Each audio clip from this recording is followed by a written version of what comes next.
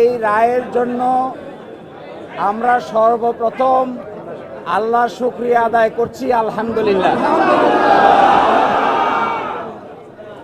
Bangladesh supreme কোর্টের appeal বিভাগের পূর্ণাঙ্গ বেঞ্চ জনাব এটিএম আজহারুল ইসলাম সাহেবকে সকল অভিযোগ থেকে বেকসুর খালাস প্রদান করেছেন।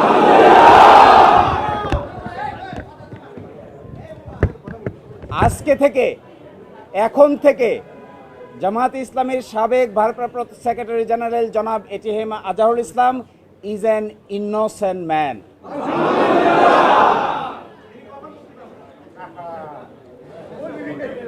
এই রায়ের মাধ্যমে আমরা মনে করি সত্য জয়ী হয়েছে, মিথ্যা পরাজিত হয়েছে।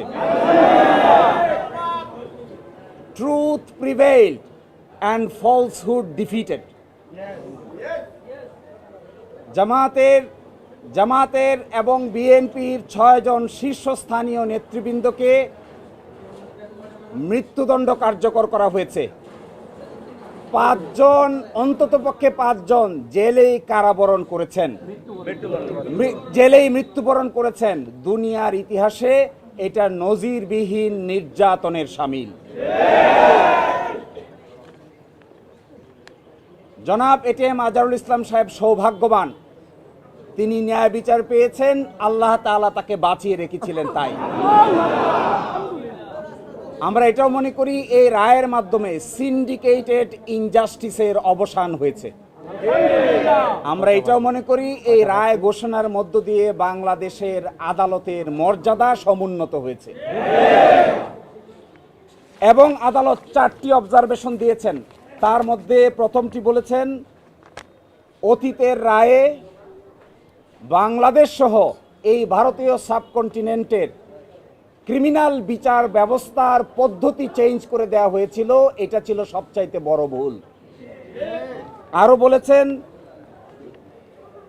আদালতের সামনে উপস্থাপিত সাক্ষ্য প্রমাণ অ্যাসেসমেন্ট করা ছাড়াই জনাব এটিএম আজহারুল ইসলাম সাহেবকে ফাঁসি দেওয়া হয়েছিল।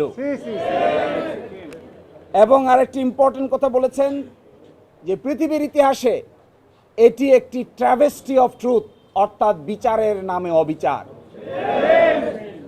আরও বলেছেন, যে সমস্ত তথ্য প্রমাণ আদালতে হাজির করা হয়েছিল অতীতের আপিল বিভাগ তা সঠিকভাবে বিবেচনা করতে ব্যর্থ হয়েছে। ফলশ্রুতিতে আজকে জনাব এটিএম আজহারুল ইসলাম সাহেবকে বেকসুর খালাস প্রদান করেছেন। বাংলাদেশের ইতিহাসে নয়, পৃথিবীর ইতিহাসে এটি একটি নজিরবিহীন ঘটনা হয়ে থাকবে। এরই মাধ্যমে আমরা মনে করি ন্যায় বিচার প্রতিষ্ঠিত হয়েছে, সত্য বিজয়ী হয়েছে, মিথ্যা পরাভূত হয়েছে।